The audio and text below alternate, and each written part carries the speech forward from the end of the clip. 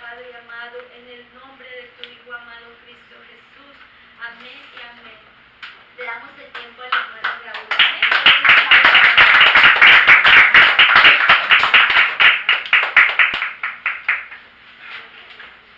Dios les bendiga, hermanos. Amén.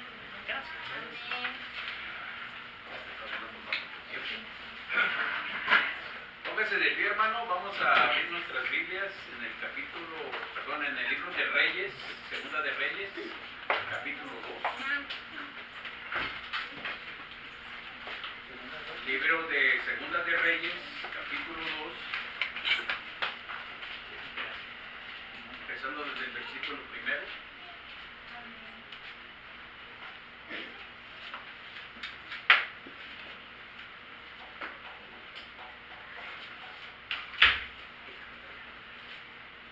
¿Que lo tienen, hermanos? Amén. Okay. Antes de comenzar vamos a orar, ¿ok? Padre, en el nombre de ti, amado Jesús, te damos gracias por esta tarde, te damos gracias por todos los que estamos acá, Señor, y por el privilegio, Padre, que nos das de estar delante de ti, Señor. Porque si tú no estás, en balde es estar aquí, Señor.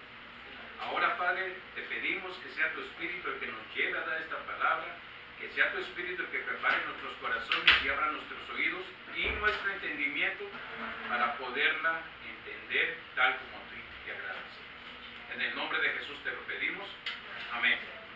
Ok, hermanos. Segunda de Reyes, capítulo 2, versículo 1. Dice así: aconteció que cuando quiso Jehová alzar a Elías en un torbellino al cielo, Elías venía con Eliseo de Gilgal. Dice, y dijo Elías a Eliseo: quédate ahora aquí, porque Jehová me ha enviado a Betel. Y Eliseo dijo: vive Jehová y vive tu alma, que no te dejaré. Descendieron pues a Betel. Y saliendo a Eliseo los hijos de los profetas que estaban en Betel, le dijeron: ¿sabes que Jehová te quitará hoy a tu señor de sobre ti? Y él dijo: sí, yo lo sé, calla. Y Elías le volvió a decir a Eliseo: quédate aquí ahora, porque Jehová me ha enviado a Jericó. Y él dijo: vive Jehová y vive tu alma, que no te dejaré. Vinieron pues a Jericó, y se acercaron a Eliseo los hijos de los profetas que estaban en Jericó, y le dijeron: ¿sabes que Jehová te quitará hoy a tu señor de sobre ti? Él respondió: sí, yo lo sé, callad. Dice, y Elías le dijo: te ruego que te quedes aquí, porque Jehová me ha enviado al Jordán. Y él dijo: vive Jehová y vive tu alma, que no te dejaré. Fueron pues ambos. Versículo 7 dice: y vinieron 50 varones de los hijos de los profetas, y se pararon delante a lo lejos, y ellos dos pararon junto al Jordán. Tomando entonces Elías su manto, lo dobló y golpeó las aguas, las cuales se apartaron a uno y al otro lado, y pasaron ambos por lo seco. Ok, hermano, puedes tomar asiento. Esta historia es muy conocida. Usted puede preguntarle a muchos hermanos y la mayoría lo han leído. Y a los que no lo han leído es porque no les gusta leer. Pero dice la historia que un día iba caminando Elías, y al pasar cerca de Eliseo, que estaba con los bueyes de su padre, trabajando con los empleados o los siervos, de repente sintió en su corazón que debía seguir a Elías. Todavía se voltea a Elías y dice: ¿a dónde vas? Dice: yo voy a ir a donde tú vayas. Elías no le dijo: no vengas. Ok, ¿quieres seguir? Ven. Al transcurso del tiempo, la Biblia no especifica cuánto tiempo, cuántos años, pero sí nos dice una cosa, que Eliseo sintió el deseo de acercarse a un hombre de Dios, porque en su corazón sentía que algo tenía ese hombre que él deseaba. Muchas veces la gente no entiende lo que es un llamado. Un llamado no te lo da Dios cuando ya eres viejo, cuando eres joven. Ese llamado viene desde que naciste. Salmo 139, 15 y 16 dice que aún antes de nacer, cuando eras un embrión, Dios ya escribió todo lo que estás para hacer en tu vida. Aún antes de nacer ya está escrito en su libro de él para qué te llamó. Por eso se entiende que Pablo dice que los llamados son irrevocables. Los llamados no se encuentran a la vuelta de la esquina, ni unos piensan que tal vez se agarra así como los tickets de la lotería que le arrastras a ver qué ministerio te va a salir. No, no es así. Es un llamado que Dios pone en el corazón. Aun cuando no lo entiendes, tú sabes que Dios puso en algo en ti que tienes que compartir. A algunos se les da para evangelizar, a otros a predicar, a otros ser pastores, ministros de alabanza, pero Dios siempre pone algo. Dios no ha mandado a nadie en este mundo sin un llamado. El problema es que muchas veces en la iglesia es donde estamos, o donde crecimos, o porque se siguen reglas de hombres, no aprendemos a conocer nuestro llamado. ¿Me entiende? Bueno, aquí venimos al punto interesante. La Biblia no dice cuánto tiempo anduvo Eliseo con Elías. Sin embargo, cuando Elías ya sabía que iba a ser llevado al cielo, le dice en el versículo 2, te ruego que te quedes. No, perdón, dice, quédate aquí. Dice, porque yo tengo que ir a Betel. Entonces Eliseo, si hubiera sido un hijo de Dios o seguidor de Dios común y corriente, hubiera dicho, no, pues sí, pues ya se va, pues aquí me quedo, me dan vacaciones. Pero dijo, no, vive Dios y vive tu alma que no te va a dejar. La segunda vez le dijo, voy a ir a Jericó, quédate aquí. Dice, no, vive Dios y vive tu alma que no te dejaré. La tercera vez Elías cambia la manera de decirle la cosa y dice, te ruego. Probablemente las dos primeras es una orden, pero la tercera dice, te ruego que te quedes aquí porque voy al Jordán. Y la misma respuesta, vive Dios y vive tu alma que no te dejaré. ¿Saben por qué muchos no llegan a cumplir su llamado? Porque las primeras de cambio, a la primera se rajan o se hacen a un lado. A veces pasan la primera, pero la segunda no siguen. Y la tercera, que es la vencida, igual no sigue. En este caso lo que viene a decir aquí, en el versículo 7 dice que cuando iban llegando al Jordán, 50 varones de los hijos de los profetas. Esto no quiere decir que eran hijos físicos, sino eran discípulos de los profetas. Y dice que quedaron de frente y delante de ellos, del lado del Jordán. Entonces viene Elías, toma su manto, lo dobla y golpea las aguas. Y las aguas se dividen. Y Elías y Eliseo cruzan en seco. Pero no los hijos de los profetas o los discípulos de los profetas quedaron del otro lado.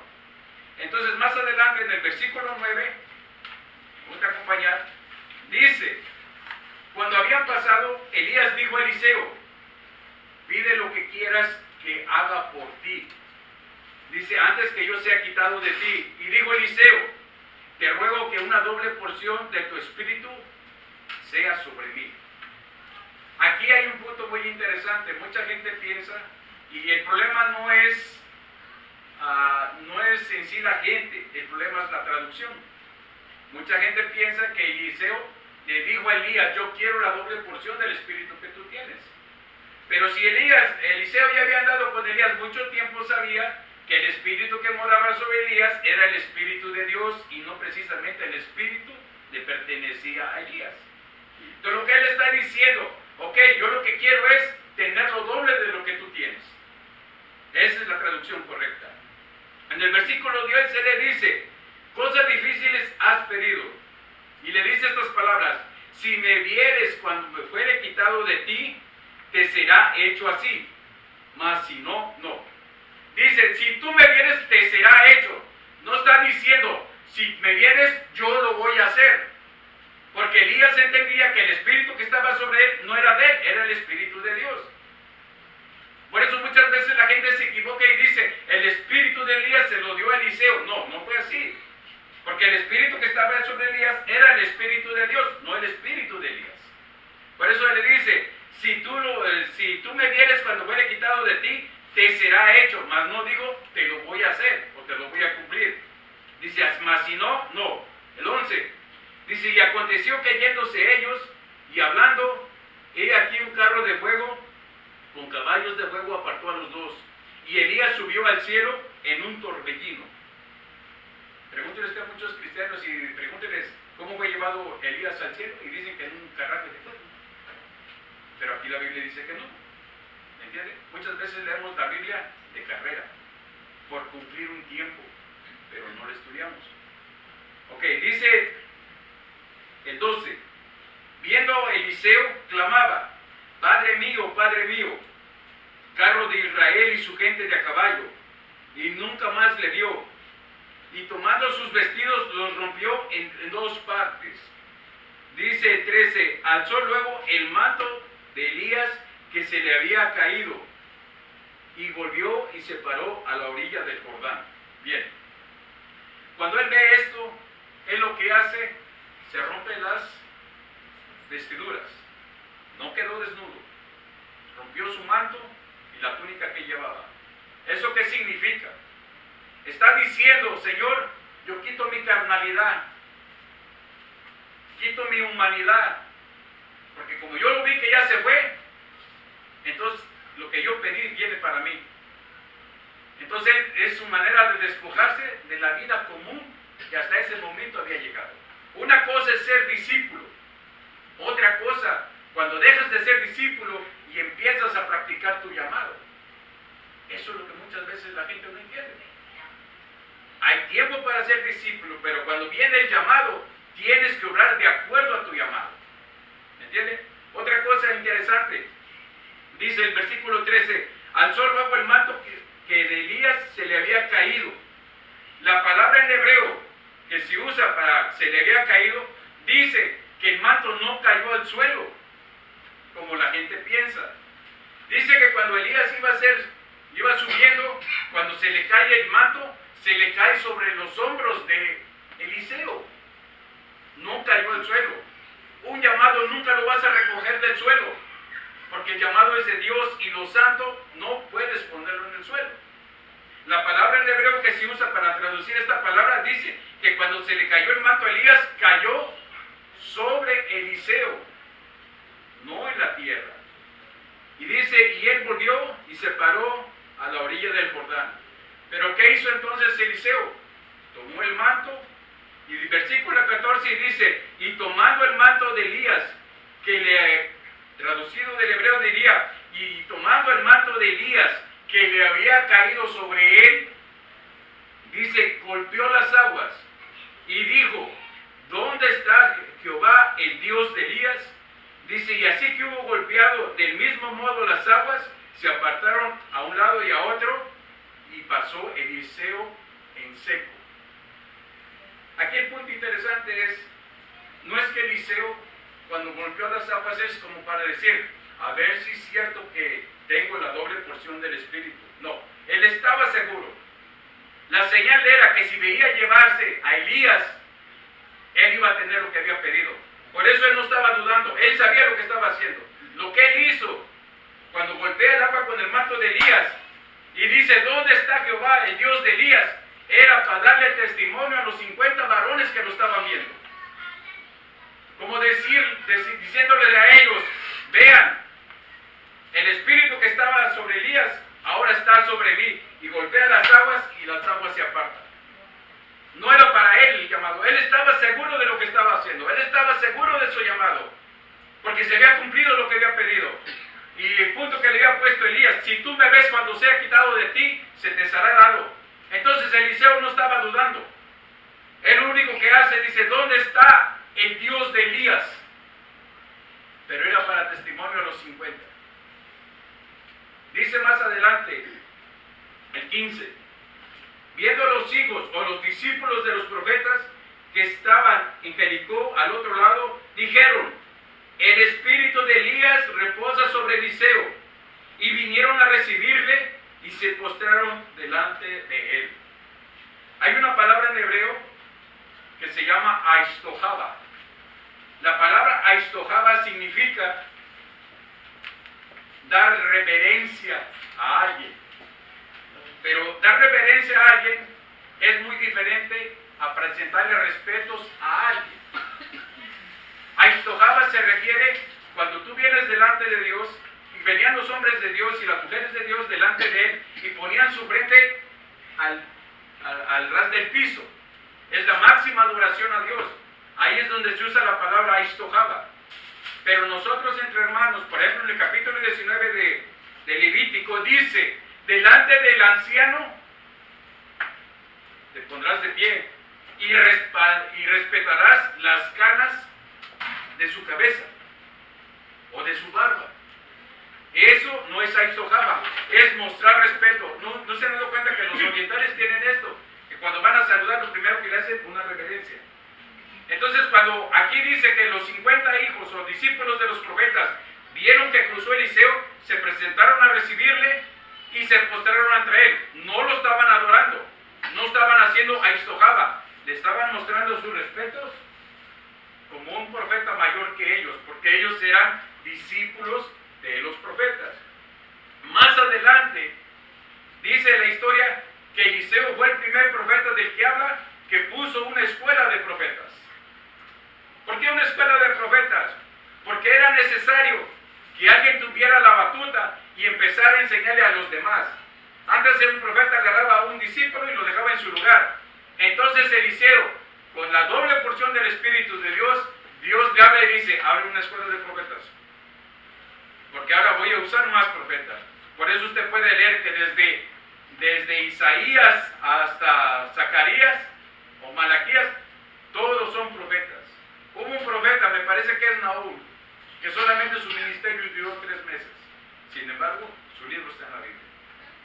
Y todo eso viene de una escuela de profetas. Bien, ¿por qué le digo esto, hermano? Como usted puede leer el nombre del ministerio, hoy este mensaje es el mensaje inaugural de un ministerio. Nosotros, este ministerio, no venimos a competir con nadie. Ni somos mejores que nadie, ni somos peores que nadie. Simplemente estamos como un grupo que sabemos que Dios quiere algo y Dios lo puso en nuestro corazón. Nosotros no venimos a pelearnos por las ovejas no son de nosotros. Capítulo 34 de Ezequiel, el último versículo dice, porque las ovejas mías son. Nadie es dueño de las ovejas, pero sí somos siervos.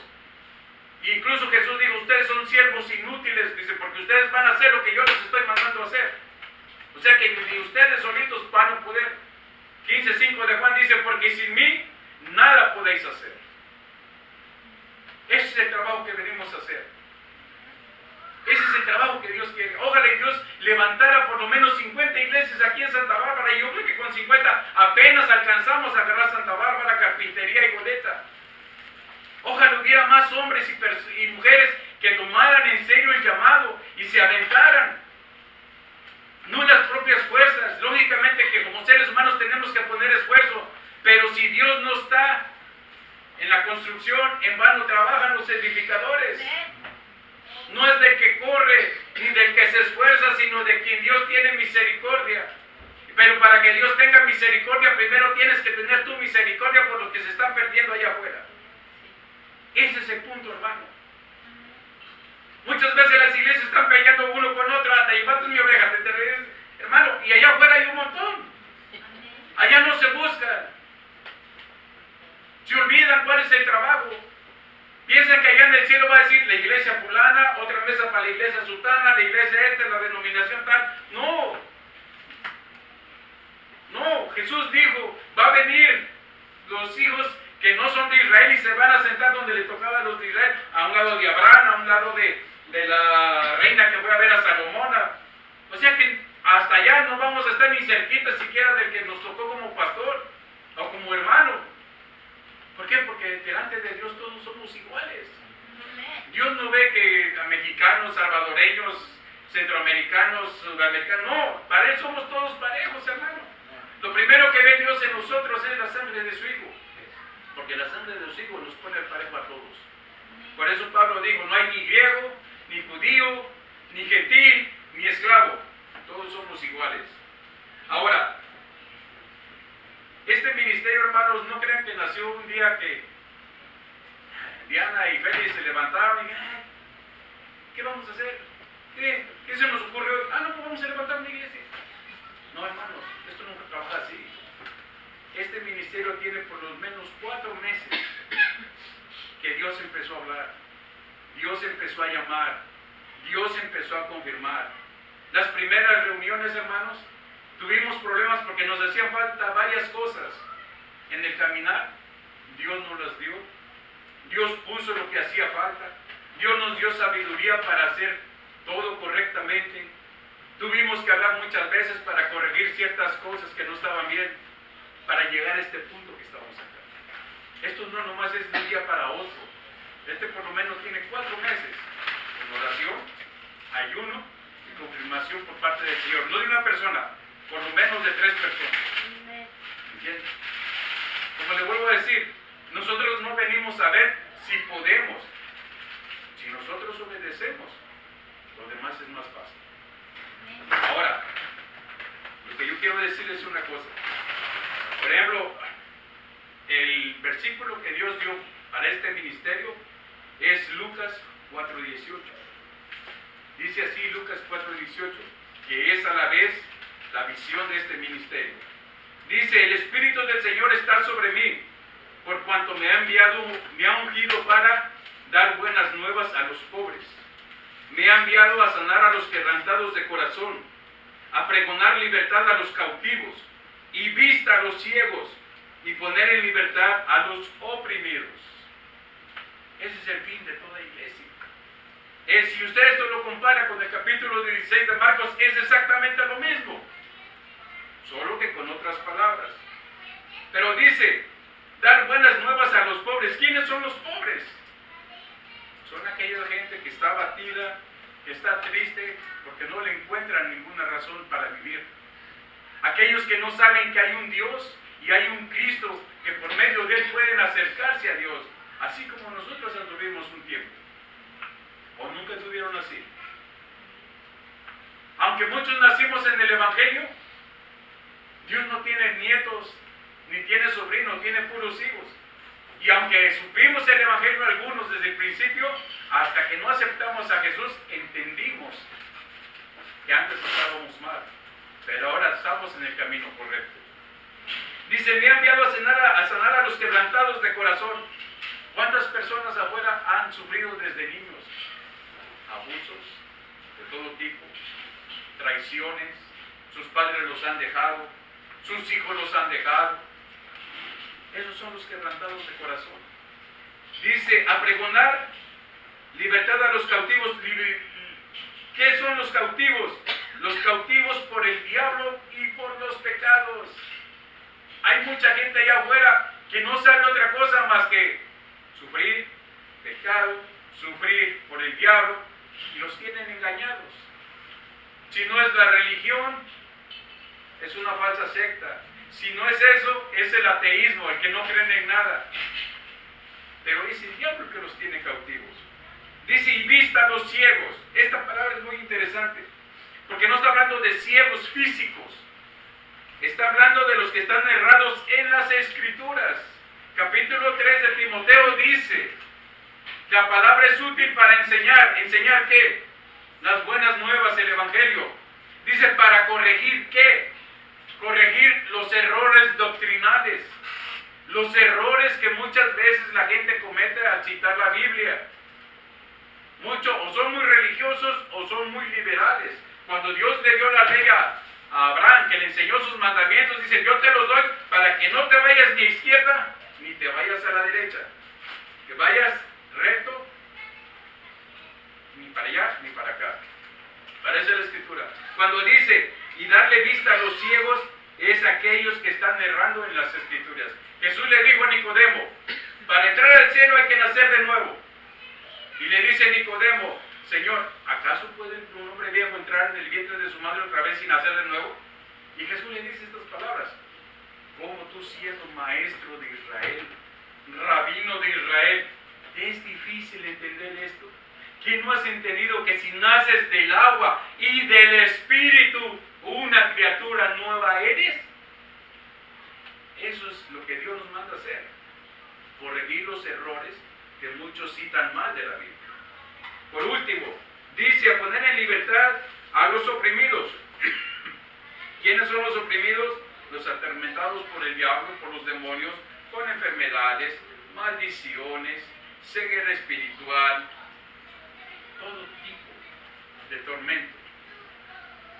Ese es el trabajo de todo ministerio.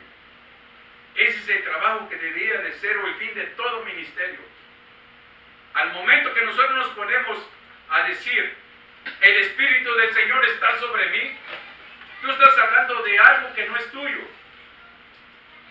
Y al hacer algo que no es tuyo, tú sabes que es de Dios con las palabras que tú repites. Pero aquí viene la pregunta, ¿le obedecemos? ¿Hacemos caso? Por esa razón, hermano, Dios no tiene problema en levantar iglesias. Dios no tiene problemas en levantar ministerios. Dios lo que quiere hombres que le crean, que digan, sí, Señor, aquí estoy. No sé cómo lo voy a hacer, pero tú sí sabes, así que vámonos para adelante. Hay otros que tienen miedo.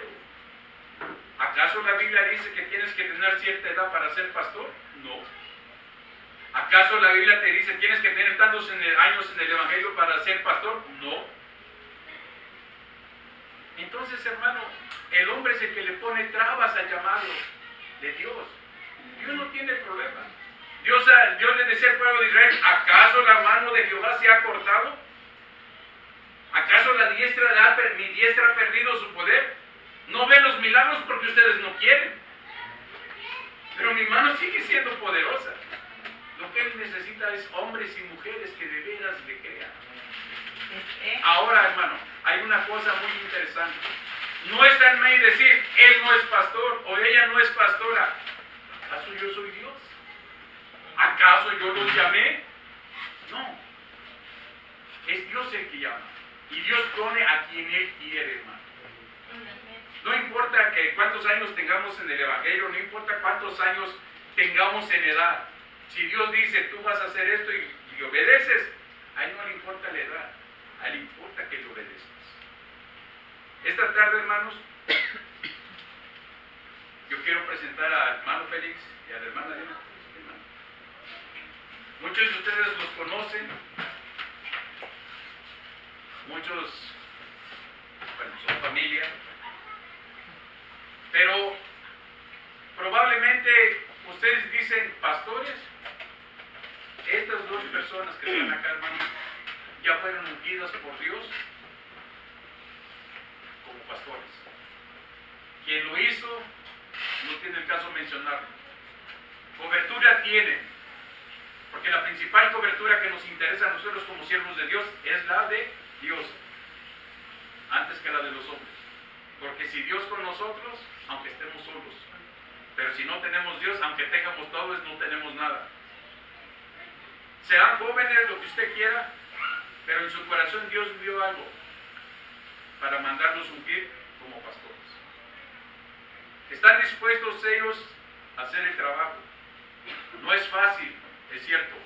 Ningún trabajo es fácil. A veces hay que pagar un precio muy grande.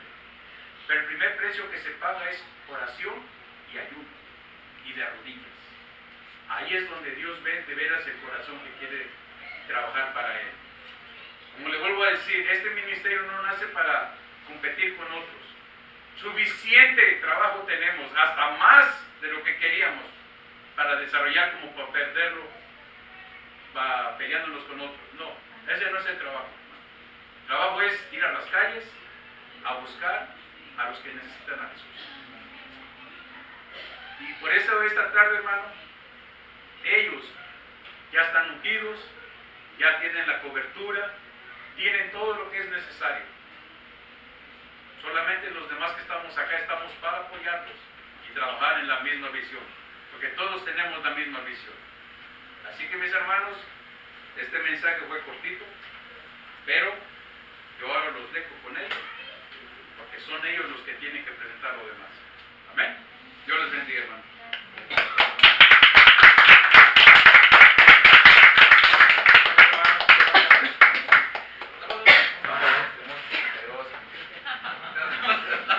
No somos de 20 tampoco, pero si hermano, es hermano, de verdad, hermano, ahorita pequeñito, no sé por qué siempre estoy mi deseo de ser pastor y predicar, no tengo idea por qué. De verdad no sé. Yo no soy bueno para hablar frente a la gente, pero eso siempre fue mi deseo. No tengo idea. Creo que mi abuelito por muchas veces, o mi mamá, pero hermano, es para mí.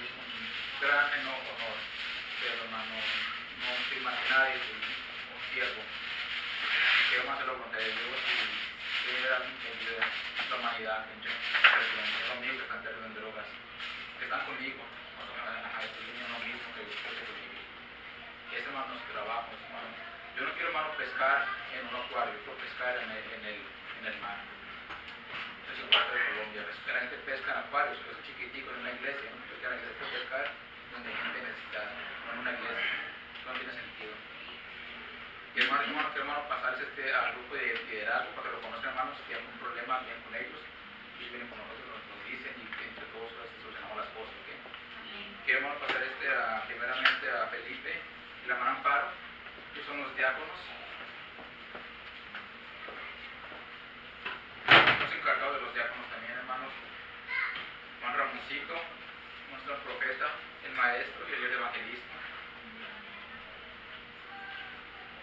La hermana Flor, también la profeta, la secretaria y más a los niños. También la tesorera que nosotros damos con todas las finanzas y con el dinero, toda la cosa. Y el hermano Raúl, nuestro maestro, el hermano va a ser el copastor, cuando nosotros nos estemos, él va a estar en cargo de la obra, cuando nosotros hablamos de la ciudad, hablamos del país. Que hermano, nosotros estamos todos para ayudar, hermanos, y no somos más que nada, estamos todos iguales para colaborar en ustedes, en la necesidad, aquí estamos para ayudarnos. Lo que necesiten, hermano, porque estamos todos con nosotros.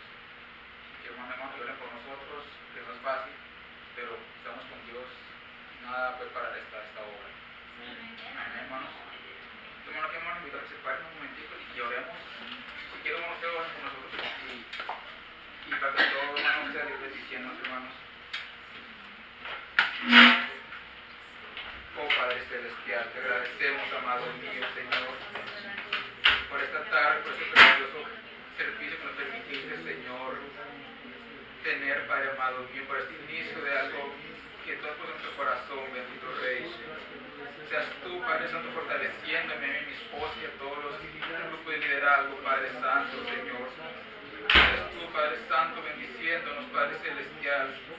Seas tú, Padre amado mío, glorificando tu santo nombre sobre nosotros, Padre Celestial.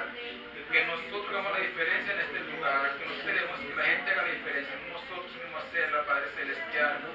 Guiados por tu Santo Espíritu, Padre amado. Bendice esta iglesia, Señor. Toda la gente que va a traer, bendícelos, Padre Celestial. Danos sabiduría, Señor, para ir a buscar a la gente que está perdiendo las drogas, Padre Santo, Señor. Es todo, Padre Celestial, lo que el mundo ofrece, Padre amado. Que sabemos que no es nada bueno, Padre Santo, y solo puede traer un momento de placer y felicidad, pero no como la que tú das, Padre Santo, pero la que tú das, Padre Santo, es eterna, Padre Celestial. Amén, Señor. Es lo que tú ofreces, Padre amado, amor. Tú eres la esencia del amor, Jehová. Tú eres todo, Padre Celestial. Si tú contra nosotros, ¿quién contra nosotros, Padre Santo? Yo bendigo cada persona que está aquí al frente, Padre amado mío. Gracias por ponerlo, Señor, a ser nuestra ayuda, Padre Celestial. Bendice nuestro entrar, nuestro salir, Padre Santo. Y toda la gente, Padre, que va a venir a este lugar. Y a toda la gente presente, Padre Santo, tú conoces nuestras necesidades, puedo suplir todo lo que necesitamos, Padre Santo. Pongo mi fe en ti, Padre Santo, tú eres, Señor, creador de todo lo que existe, todo el universo. En el nombre de Jesucristo, Padre Celestial. Amén. Gracias, Padre. Amén, gloria a Dios, aleluya. Dios les bendiga, hermanos. Vamos a ir donde estamos, vamos a hacer una oración para ser despedidos, amén. Y también queremos invitarles a que se queden con nosotros compartiendo una cena muy rica que gracias a Dios, ¿verdad?, por las personas que participaron con esta cena y que si gustan que hacen acompañados, amén. Vamos a orar. Padre bendito que estás en gloria, gracias te damos por todo, Señor, por todo lo que tú has hecho hoy y lo que seguirás haciendo, Padre de la gloria. En el nombre de Jesús, Padre amado, nos ponemos en tus manos en esta hora. Te pido, Padre de la gloria, que bendigas a cada uno de mis hermanos, Señor. Bendícelos, Padre amado, guárdalos en el hueco de tu mano a cada uno, Señor. Seas tú con cada uno, Señor, guardando su salir y su entrar, Padre de la gloria, sus hogares, Señor. Gracias por tu presencia, por tu Santo Espíritu, Señor, que